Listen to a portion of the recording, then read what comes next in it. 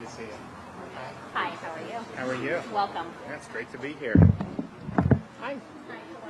Good. Oh, hi. Oh, is this yours? Good, good. Thanks for having us. We appreciate it. Well, good morning. Well, it's great to be in Jacksonville here at Windsor at San Pablo Assisted Living and Memory Care Facility. We've got a lot of great folks here. Want to recognize them. Michelle Branham, Vice President of Public Policy from the Alzheimer's Association. Mary Ruin, okay, caregiver. Sherry Walker, also a caregiver and Alzheimer's advocate. Purdom, are you here? I didn't see. Oh, there you are. Secretary Purdom, Department of Elder Affairs. We also have Senator Aaron Bean, Florida's 4th District. Dr. John Lucas, are you here? Where are you at? Is he here? He's not here? Okay. Kevin Colley, you here? Chris Mayen, Chief Operating Officer, are you here? Okay. Representative Scott Plakin from Central Florida.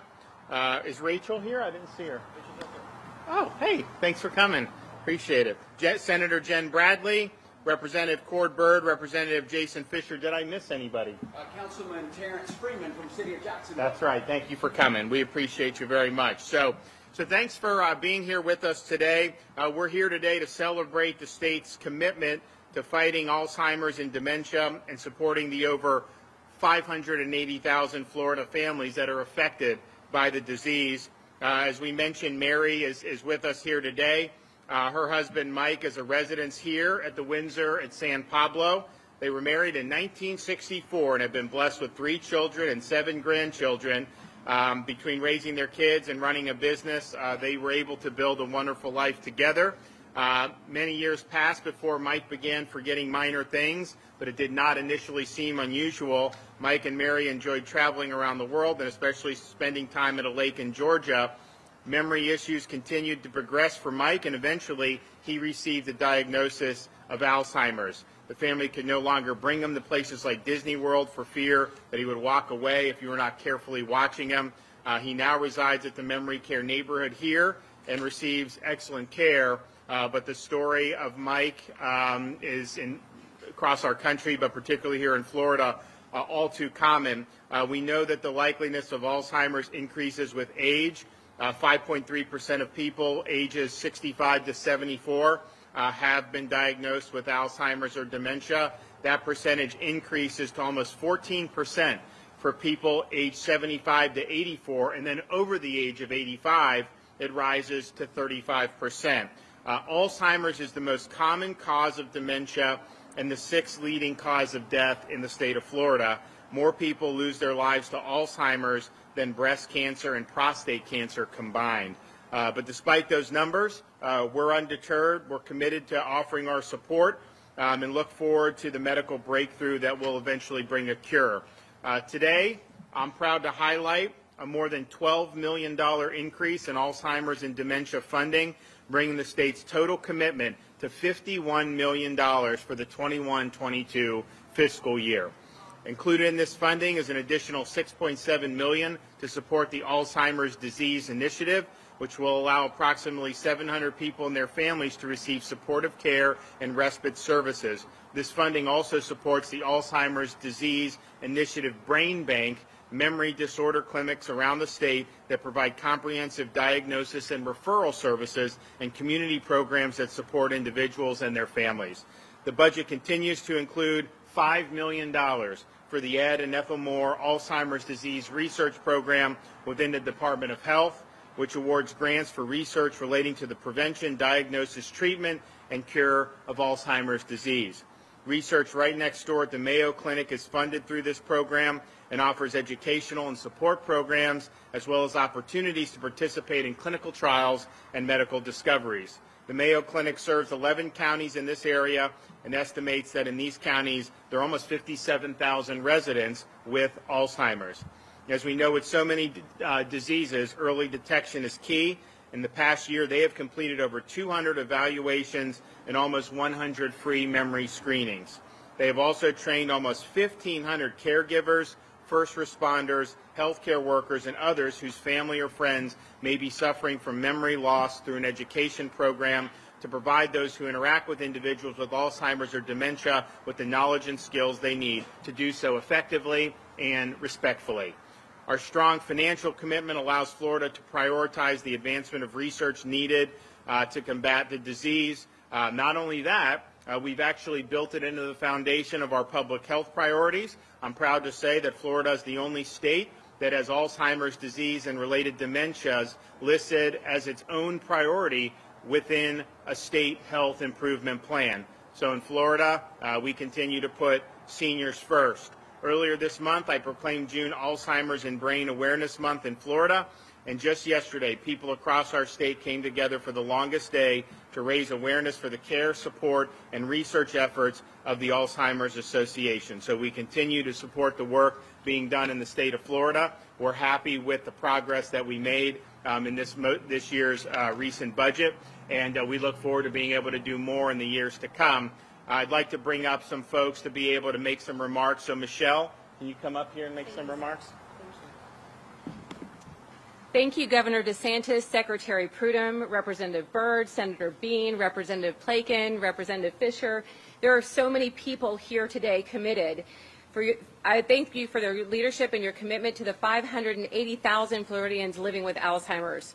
And I've been working with a lot of other states who are trying to replicate this innovative initiatives like Project Vital, and they keep asking what our formula is for success. Truly, it takes caring leadership and support. And as one of his last bills to sign as then Congressman, the governor co-sponsored the Bold Infrastructure for Alzheimer's Act.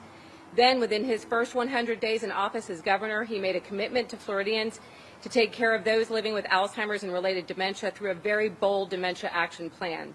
Now our state sets the gold standard in advancements in innovation from our State Health Improvement Plan Priority 9 that the governor just mentioned, and I co-chair, to our state's Alzheimer's Disease Advisory Committee, which I'm honored to chair this year, to our Project Vital. We have vision and leadership through Governor DeSantis, Secretary Prudhomme, and all the legislators I just mentioned. During Alzheimer's and Brain Awareness Month, I just wanted to say thank you for putting us at the forefront of innovation and support, and I can't think of a better way to celebrate Alzheimer's and Brain Awareness Month than to be here with him today. Thank you, sir. Great, thank you. Okay, Sherry Walker. Good morning. My name is Sherry Walker, and I'm an ambassador for the Alzheimer's Association. I would like to say thank you to you, Governor DeSantis and Secretary Prudhomme, for being here today. And I'd like to share my personal story about Alzheimer's. In 2000, my grandmother was diagnosed with the Alzheimer's Association, and Alzheimer's is the most challenging disease that there is for family members.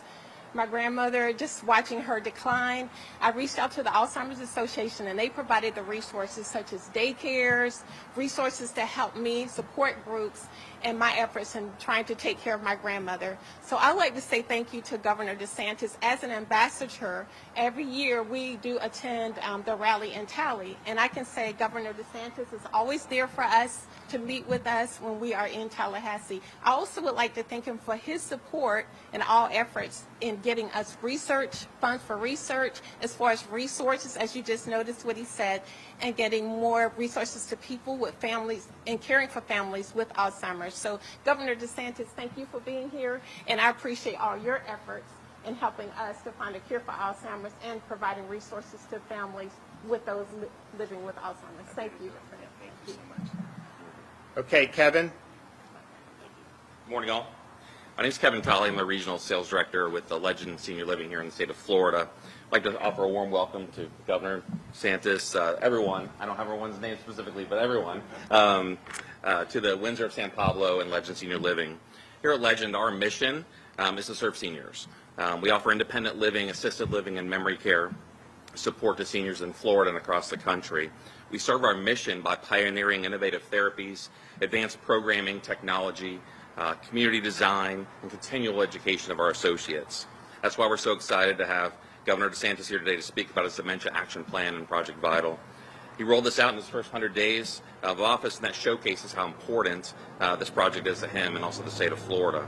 The project is a focus of serving seniors with dementia and providing them with the best possible engagement, independence, and outcomes. The Governor's project aligns perfectly with our focus here at Legend, so you can imagine how happy you are to have him here today. Thank you. Thank you. Thank you. Okay, Secretary Prudhomme. Morning, everyone. Since the governor first came into office, his priority has been focused on improving the lives of people living with dementia as well as their care partners, all focused on making Florida a more dementia-friendly, more dementia-capable state. And we have been doing just that in the last few years. We now have Dementia Care and Cure Initiative task forces throughout the state. We have 17 memory disorder clinics. As you may well have heard, we now have in the state health improvement plan, dementia has its own standalone priority, signifying how important it is to the state to address the needs of those individuals living with dementia. And also, as you're aware, during the pandemic, there was a disproportionate impact on older adults. So as well as focusing on making sure those older adults were kept safe, people living with dementia had an even more disproportionate impact. So we looked to technology to help us address the needs of those individuals, looking at buying specially designed tablets for older adults to use, but also looking at robotic pets. And there's a robotic seal just behind over there, a young lady there keeping it company. Those things have actually done awesome amounts of goodwill to helping people thrive through this difficult time. Social isolation and loneliness has been, it will be the new pandemic, and the governor is committed to addressing that through technology and also through the First Lady's Hope for Healing initiative. So we'll be continuing this sustainable effort that we've already implemented. And I think the most exciting thing I'd like to talk about today is recognizing the commitment of the direct care workers through this whole pandemic. We are providing some free training, dementia-specific training, to enable those individuals to provide a better experience for the residents, but also to equip them to be better professionals in this very demanding, very difficult career. So we're very excited to be here today. And the governor has a philosophy: you may have to live with dementia, but you can still live well with dementia. So thank you. Thank you. Okay, Scott. Thank you, Governor. I used to think that Alzheimer's, like many do, is something that only affects the elderly. Well, we found out in 2014 that my wife, then of 29 years, at 53 was diagnosed with Alzheimer's disease. At that time, I didn't know anything about seizures or sundown syndrome or any of these things. I thought it was just the memory. You lose your memory, and eventually you pass away from it. Susie passed away in 2018, and she succumbed to the disease. But what I want to say today is, in the first days of the DeSantis administration, Secretary Prudom came to my office, and he said him and the governor want to make this a top priority of his agency. And since that day, when he came to my office, they have done exactly that. And I'm so happy to hear the increase in funding in these different areas. I'll just say this: the brain bank, we more than doubled the funding this year. Thank you, Governor. When Susie was diagnosed, we thought it was Alzheimer's. We found out after she passed away, she had both Alzheimer's and Lewy body dementia at the same time. That would have never happened without the increase in without the brain bank itself. Also, in terms of respite care, as a caregiver for several years myself, I didn't, caregiving sounds okay, but the caregiving is so difficult. I heard this statistic that 68% of couples over 65 years old, the caregiver dies before the person with Alzheimer's. So it's quite common for caregivers to have health problems. So the increase in respite funding, Governor, again, thank you. And again, thank you for being here and all the things you've done to help families like ours. Great, thanks. Appreciate it. Okay, Senator Bean. Thank you. Hello, everybody, and good morning. I'm Aaron Bean. I'm your state senator if you live in this area, and I'm also the chair of healthcare appropriations for the Florida Senate. So my speaking points were going to be all of the money, the very aggressive monies that we've partnered with various Alzheimer's research organizations and the association. But guess what? The governor was spot on and already delivered those numbers. So I want to tell you the history of how we got here, because our original, in the state of Florida, we only budget the amount of money that comes in.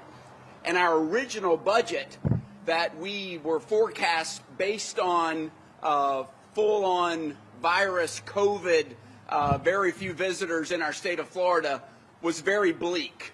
And had we gone forward with those numbers, you wouldn't see that brain bust that I'm about to talk about right behind us. But thanks to our leadership of Governor DeSantis, I'll give him full credit for aggressively opening our state. People came, people went to Disney World, they spent money, and we got new forecasts, a new revenue stream that we were more than willing to take advantage of, and then put record amounts of money for Floridians all over, including Alzheimer's. What a challenging disease it is. So that's why we're here in a happy place right now, celebrating the massive resources that we've dedicated to. Standing behind me is that brain bus that the state of Florida is happy to partner with the State Alzheimer's Association. It's one of two right now that's crisscrossing the country, that's bringing education, that's bringing awareness, and most importantly, bringing hope. Any family that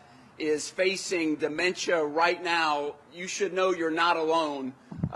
Help is a phone call, a text, a click away from bringing you resources and information that can make a world of difference. So with that, Governor DeSantis, welcome back to Jacksonville. We're glad to have you here. I want to thank my good friend, Councilman Terrence Freeman, who's joined us here today as well. We just appreciate you so much. Thank you so much, Governor DeSantis. Well, thank you, Senator. And we were able to accomplish a lot this legislative session, and certain things grab more headlines. This is something that a lot of people necessarily, unless you were really following it, you may not have even known that we were doing this. But we're really excited to be able to not just lose ground, as Aaron said, we were potentially facing that, but to even gain more ground and continue with the momentum that we have going forward. Before I open it up, I wanted Michelle to come up. There was this recent FDA about this Alzheimer's drug. So I just asked her to come up and say, like, how is the community receiving that, and what are the thoughts? So, Thank you, sir. So we consider Biogen's aducanumab a celebratory time of victory in the world of Alzheimer's disease. I know that it has had some controversy, but truly, as an Alzheimer's Association, our priority is to find affordability and accessibility for the drug. We all know that it has met with conditional approval from the FDA just a few short weeks ago. So I'm happy to take any questions about that as well. Does anyone have any questions about that drug? Does anyone have any questions? The aducanumab basically significantly reduces, it slows the symptoms down of Alzheimer's disease. It actually slows the progression of the disease by voiding amyloid plaque in the brain. That's great. Yes.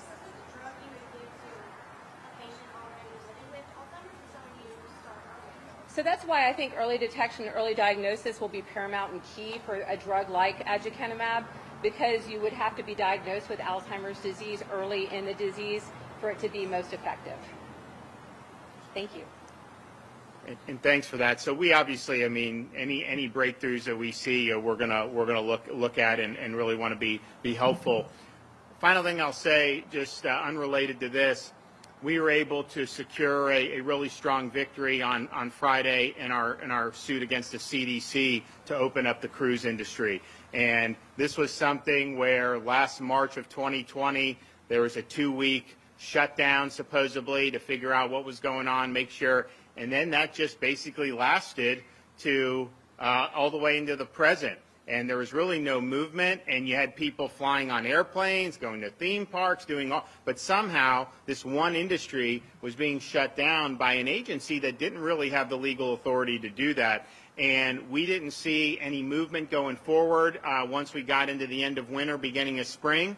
We wanted to be able to see sailing happen this summer, and so we brought the lawsuit. And remember, when we did that, people were saying, oh, this is a stunt, this has no chance. No, we won convincingly. It's an opinion that was incredible opinion by the district judge. It will absolutely be upheld by the 11th Circuit. And so I think, is important for the folks that are involved in that industry to be able to have a path forward. But I also think it's beyond just the cruise. I mean, we've seen throughout this country government overstep its bounds in response to the coronavirus pandemic.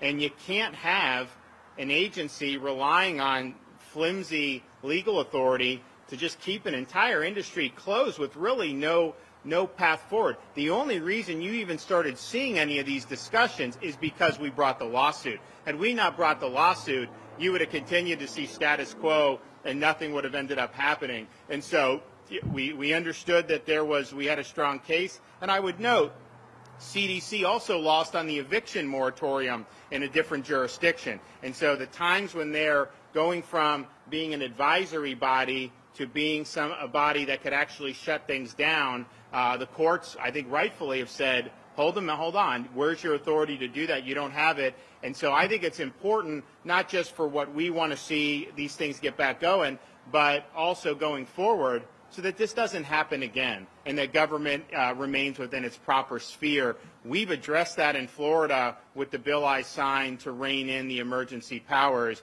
But obviously, when you have some of the federal agencies doing this, this is something that needed to happen. So we're happy. We think that basically we succeeded, and we think the appeal, if they do choose to appeal it, I think we'll succeed there. Any questions?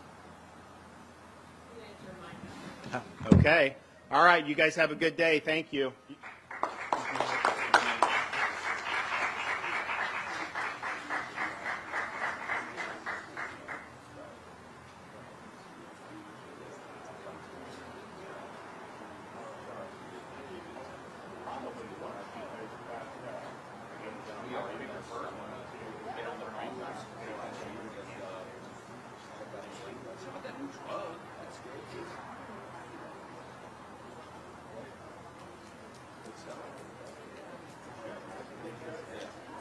Well, we wouldn't do the state level, that'd be a Washington issue, but I mean, how is that not for health care?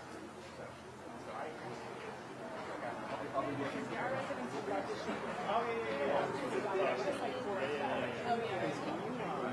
yeah.